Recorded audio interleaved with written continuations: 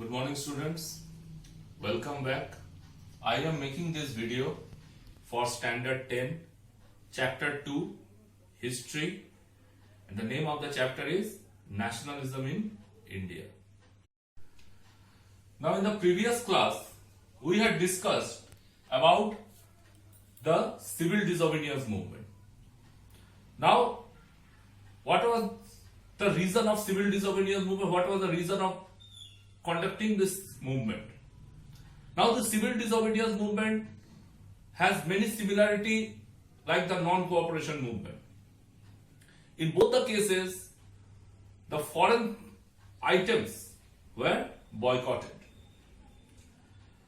The main reason of conducting this civil disobedience movement was the political reason, where the British, they did not agree to meet the demand of Gandhiji as well as the Indian political leaders. The first roundtable conference as well as the second roundtable conference, both of them failed and did not have any positive effect. In the roundtable conference, the Indian political leaders, they tabled some demands before the British governors. But the governors were not ready to accept any of the demands of Gandhiji as well as the Indian politicians. Rather than, they want to make the laws more and more suppressive on Indians. And because of that, Gandhiji started this non-cooperation movement. There were some negative steps that were taken by the British, especially the salt tax. Salt being an essential commodity, so it was quite inhuman act to impose tax on salt. But the British, they imposed tax on salt, which was a very essential commodity for the Indians. So because of all this matter, the civil disobedience movement was started. Now the civil disobedience movement, it got very positive response. The Indians responded very positively. There were mass rallies. There were there were groups who supported this movement from many corners. Most of the Indian population on that time, they supported that movement, the civil disobedience movement. In this movement, Mahatma Gandhi instructed or appealed to the people to break the British laws, the laws that were framed by the British. So Gandhiji appealed the people not to follow the law which were made by the British, especially the monopoly law, especially the forest law. These are some of the laws that were made by the British, that were the suppressive laws. And Mahatma Gandhi appealed to the citizens of our country that were not to follow those laws. Now, today we will see some of the outcome of the second roundtable conference. So what were the outcome? A movement was carried out, but there should be some result of any particular movement. Now in most of the cases, the outcome of civil disobedience movement was noticed. Here, the rich peasants, they supported the movement. First and the foremost thing was that the rich farmers in the villages, they supported the move. And they were very happy. Why? Because they don't have to pay revenue. Means the percentage, the British demanded very high percentage of revenue from the rich farmers, what the farmers were unable to pay on many occasions.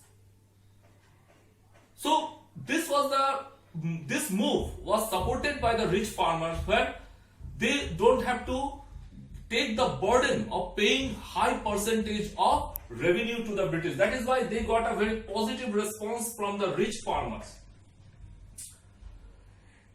Secondly, we see about the rich business class. Now there were business class people, the rich business class people, especially the Parsis and all, the Birla, Tata, Dwarikanath Tagore, Wadias, they are the rich businessmen of that time. And they supported the movement of Mahatma Gandhi. Why? Because Mahatma Gandhi protested against various duties, various import duties, export duties that were levied, various monopoly laws that were diluted because of the movement which were done by Mahatma Gandhi. And because of the success of this dilution of movement, of those tax, of those import duties, of those restrictions, trade restrictions, where Mahatma Gandhi stood in the support of our Indian businessmen.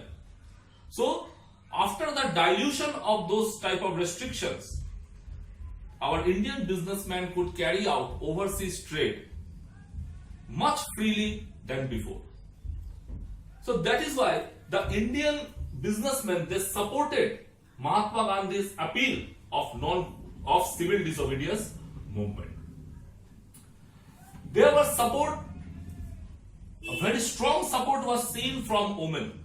Women, no matter from village or city or town, the women class, they supported this movement.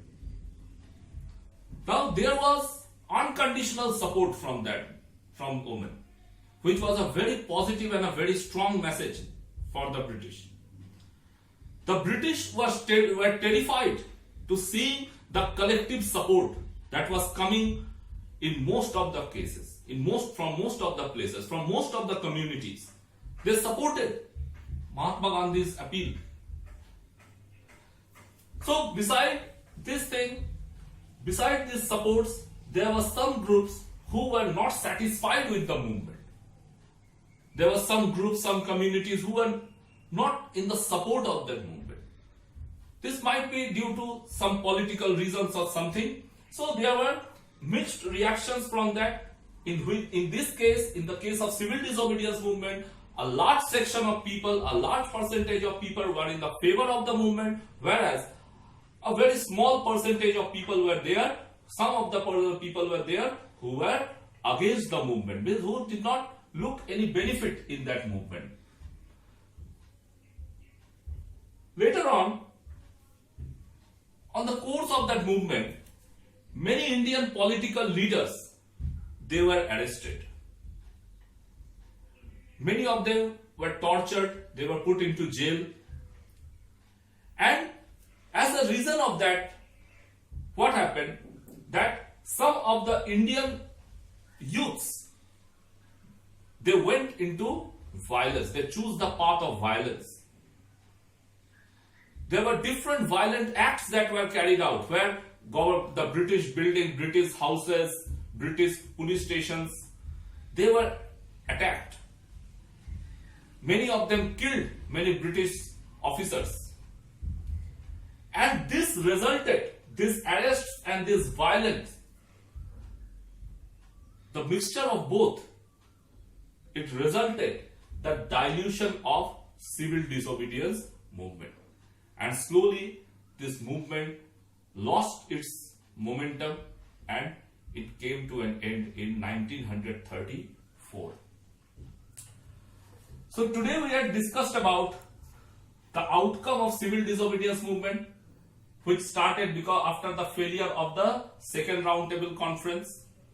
We discussed about the supporters of this movement, rich peasants, rich businessmen, women, who supported the movement very strongly and they expect a positive outcome from that movement. There were some groups who did not find any benefit in that movement, who thought that the movement could have been carried in some other way. So that was their personal opinion. There were many people, many leaders who were arrested in that movement during the course of that movement, from various parts, in cities, in towns, in villages, everywhere.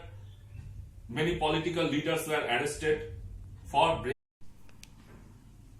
So many Indian political leaders were arrested and they were jailed, they were tortured.